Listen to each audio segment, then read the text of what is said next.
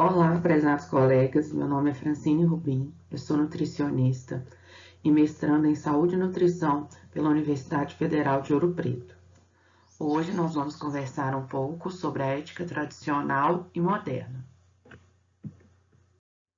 Para iniciar o nosso assunto, precisamos entender a história da ética. Alguns autores descrevem que a ética surgiu juntamente com a criação do homem. E na Idade Antiga surgiu a fundamentação da ética, com o objetivo de melhorar o convívio das pessoas e seu modo de vida. As teorias foram reformuladas ao longo dos anos, de acordo com fatos históricos que foram ocorrendo. Alguns filósofos contribuíram para a evolução da ética, como Sócrates. O seu pensamento era embasado em uma vida sem busca não merece ser vivida. Sócrates é considerado por muitos autores como pioneiro na reflexão sobre a ação humana e suas atitudes perante a si e ao próximo.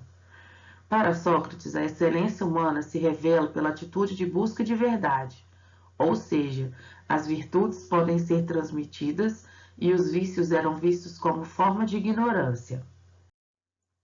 Outro filósofo que contribuiu para a evolução da ética foi Platão. Seu pensamento era: quem é capaz de ver o todo é filósofo, quem não, não. Platão era um discípulo de Sócrates e ele reformulou as teorias, utilizando o método da dialética, que consiste num diálogo e pautado pela busca da verdade, com uma visão política do que entende por felicidade e convívio harmônico da sociedade. Para completar o trio de ouro da filosofia, que foram os principais responsáveis para a evolução da ética, temos Aristóteles.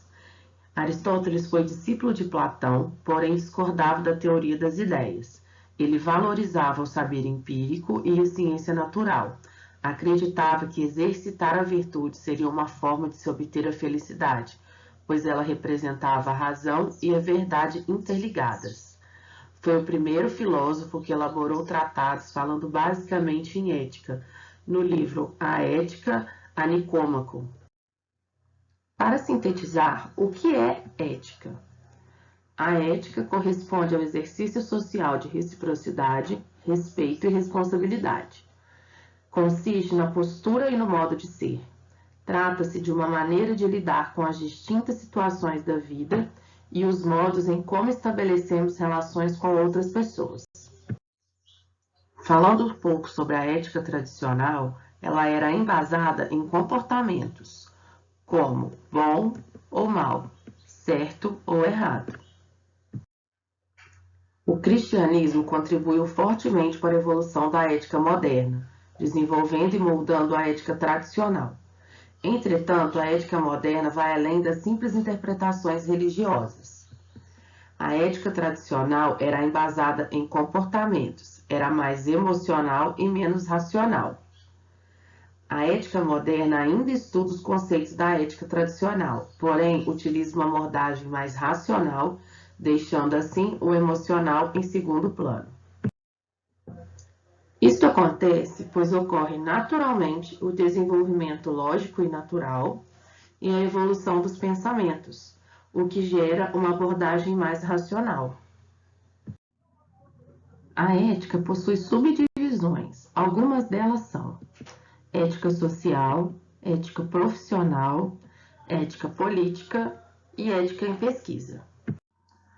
A ética social define regras, princípios e noções que embasam a vida moral. Os seus princípios são dignidade da pessoa humana, direito de propriedade, primazia do trabalho, primazia do bem comum, solidariedade e subsidiariedade.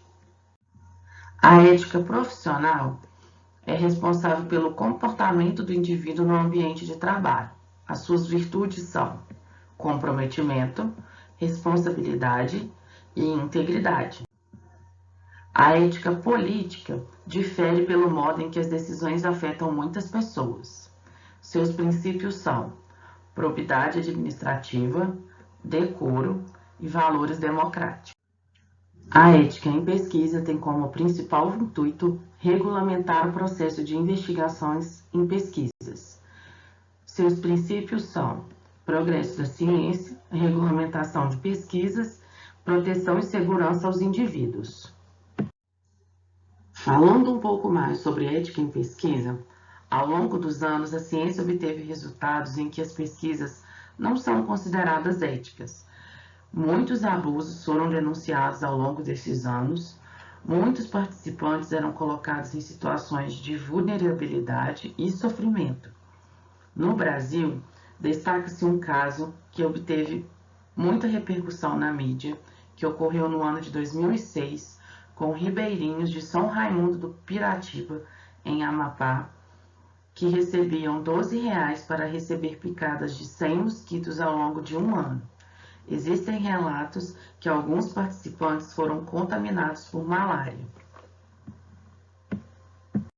A fim de se evitar que pesquisas sejam realizadas de forma antiética, deixando o participante em situação de risco ou exposição, atualmente o Brasil possui um sistema de avaliação de ética para pesquisas envolvendo seres humanos, vinculado ao Conselho Nacional de Saúde, constituído pela Comissão Nacional de Ética em Pesquisa e comitês de ética em pesquisa distribuído pelo país. O principal marco da ética em pesquisa é a Resolução do Conselho Nacional de Saúde 196 de 1996. Após essa, outras resoluções foram criadas para atualizar a 196.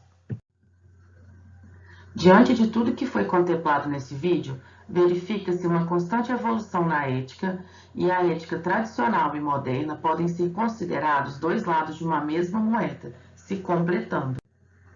Obrigada.